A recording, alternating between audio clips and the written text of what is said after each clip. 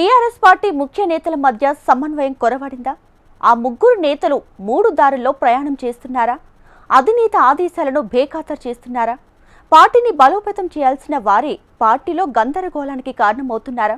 ఆ ముగ్గురు మధ్య ఉన్న పోటీ కారణంగా పార్టీలోని కింది స్థాయి నాయకులు కార్యకర్తల్లోనూ అయోమయం నెలకొందా? ప్రజా సమస్యలను పక్కకు పెట్టి సొంత ఎజెండాతో ముందుకు వెళ్తున్నారా? ఇందుకు ఆ నేతల తీరుపై పార్టీలో అంతర్గతంగా ఉన్న టాక్ ఏంటి? ఆ ముగ్గురు తీరు ఎలా ఉంది? ఈ స్టోరీలో చూద్దాం.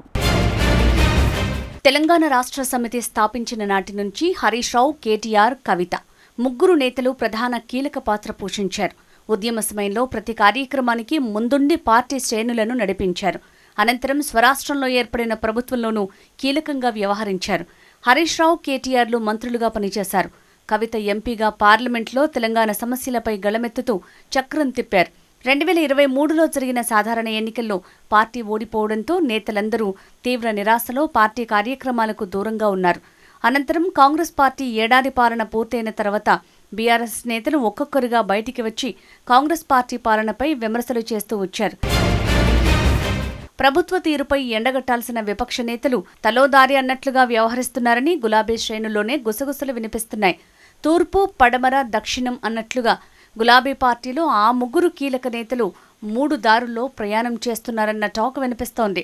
రోజూ ఉదయం ఎక్స్లో ఒకరు, మధ్యాహ్నం ప్రెస్ మీట్తో మరొకరు, సాయంత్రం స్పందన అంటూ ఇంకొకరంటూ రాష్ట్ర ముఖ్యమంత్రి విమర్శలు చేస్తున్నారంటే ఆ నేతల తీరు ఎలా ఉందో ఇట్టే అర్థమవుతోందని పొలిటికల్ సర్కిల్లో చర్చించుకుంటున్నారు. హరీష్, కేటీఆర్, కవిత ముగ్గురు మూడు ముక్కలాటగా సాగుతుండటంతో గులాబీ శ్రేణుల్లో గందరగోళం నెలకొంటుందన్నారు. ఎవరికి వారే యమునా తీరే అన్నట్లుగా నేతల తీరుతో పార్టీ క్యాడర్ తలలు పట్టుకుంటోందట. సంఘటితంగా పోరాటాలు చేయాల్సిన నేతలు ఇలా వ్యవహరించడంతో కింది స్థాయి నేతలకు అర్థం కాక అయోమయంలో పడ్డారని సమాచారం. ప్రజా సమస్యలపై పోరాటం చేయకుండా పార్టీ నేతలు ఇలా ఉంటే అధికారంలోకి వచ్చేది ఎలా అని కారు పార్టీలో అంతర్గతంగా చర్చ జరుగుతోందట. అధికారంలో ఉన్నప్పుడు ఏం చేసినా మంచిగానే ఉంటుంది, కానీ ప్రతిపక్షంలో ఉన్నప్పుడు ప్రతి అడుగు జాగ్రత్తగా వేయాల్సిన అవసరం ఉంది. కాంగ్రెస్ ప్రభుత్వం ప్రజా వ్యతిరేక విధానాలపై పోరాటం చేస్తూ ప్రజల్లో పార్టీపై నమ్మకాన్ని కలిగించాల్సిన అవసరం ఉంది. ప్రస్తుతం ముగ్గురు నేతలు పార్టీ పదవుల విషయంలో పోటీ పడుతున్నారని టాక్. ప్రతిపక్ష హోదా కేసీఆర్ నుంచి లాక్కునేందుకు ప్రయత్నం చేస్తున్నారని రాజకీయ విశ్లేషకులు చర్చించుకుంటున్నారు. సాక్షాత్తు ముఖ్యమంత్రి రేవంత్ రెడ్డి నిండు సభలో ఈ వ్యాఖ్యలు చేయటం, దానిపై నేతలు ఎలాంటి కౌంటర్ ఇవ్వకపోవడంతో పార్టీలో నిజంగానే నేతల మధ్య ఆధిపత్య పోరు నడుస్తోందనే భావన పార్టీ నేతల్లో కలుగుతోందట. నేతల అంతర్గత కుమ్ములాటలు, ఆధిపత్య పోరుతో పార్టీకి నష్టం జరుగుతోందన్న చర్చ జరుగుతోంది.